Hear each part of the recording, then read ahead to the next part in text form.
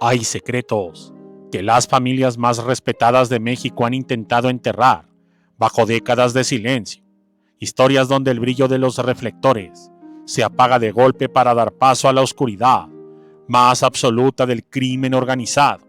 Todos conocemos la imagen impecable de don Eric del Castillo, el último gran roble de la actuación, pero lo que pocos se atreven a recordar es la sombra trágica y violenta que persigue a su apellido, un hombre que compartía su sangre, su galanura y un talento desbordante, pero cuyo destino fue sellado de forma brutal en un suceso que, hasta el día de hoy, estremece las estructuras de la farándula.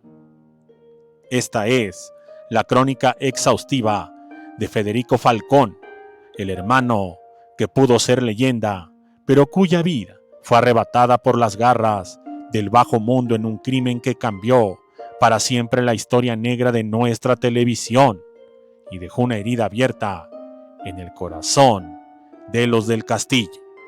Sin más, ¡comenzamos!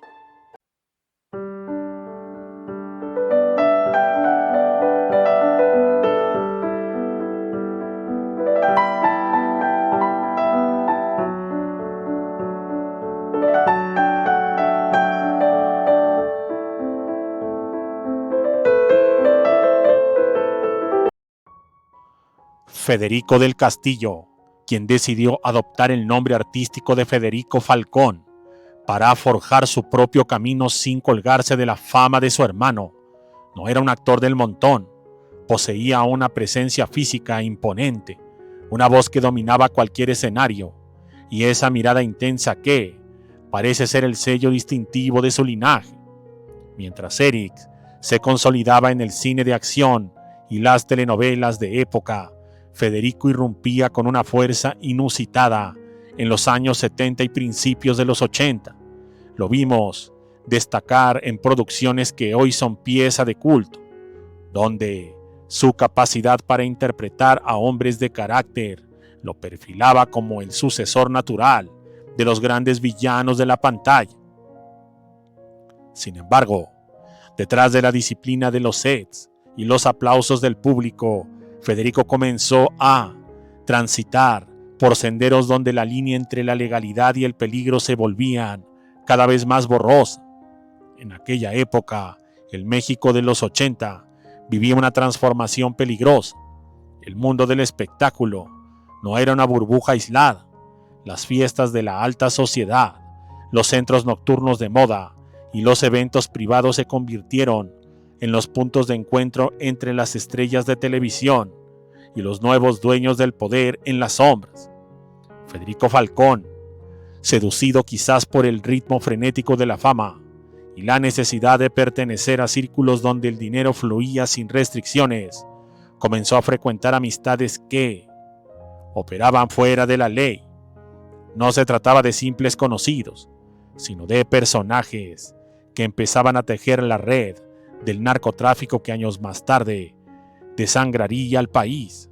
Se dice que Federico, con su carisma arrollador, se volvió una figura recurrente en reuniones donde se cerraban tratos que nada tenían que ver con guiones cinematográficos.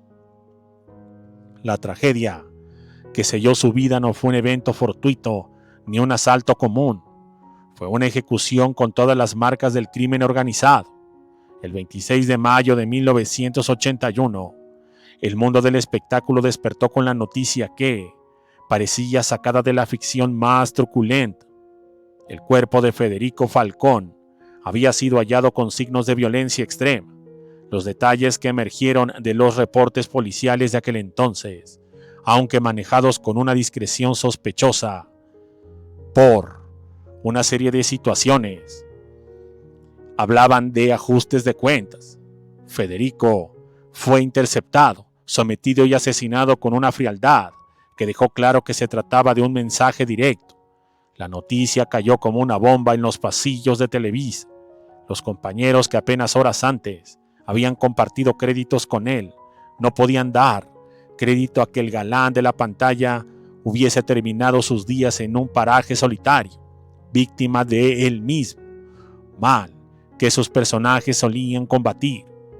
Para Eric del Castillo, el golpe fue devastador y transformador. El primer actor tuvo que enfrentar la pesadilla de cualquier hermano, acudir a reconocer un cuerpo que ya no guardaba rastro de vitalidad que lo caracterizaba. Pero más allá del dolor físico de la pérdida, Eric tuvo que lidiar con el estigma en una sociedad mexicana profundamente conservadora y una industria que castigaba con el olvido a quienes se manchaban con el escándalo. El nombre de Federico Falcón se convirtió en un tabú. Eric, siempre protector de la integridad de su familia y de su propia carrera, se volvió obligado a cargar con una cruz de silencio, hablando del tema solo en momentos de extrema vulnerabilidad y siempre con un nodo en la garganta que delataba una herida que jamás cerró. La muerte de Federico no solo terminó con una vida, sino que impuso una ley de hielo sobre su legado, que llevó realmente a Federico Falcón a ese final. Las investigaciones en realidad determinaron que era un hombre inocente, que fue víctima del engaño y que nunca se involucró con ellos. Pero, como pasa en la mayoría de los casos, surgieron muchas cosas, que el actor se había involucrado en negocios de bienes raíces y préstamos que servían de fachada para operaciones mucho más oscuras. Se hablaba de deudas que no se podían pagar con intereses bancarios, sino con favores que Federico ya no estaba dispuesto o literalmente desconocía cumplir. El ensañamiento de su ejecución sugería una traición o un incumplimiento de palabra en un mundo donde precisamente la palabra es lo único que separa la vida de la muerte.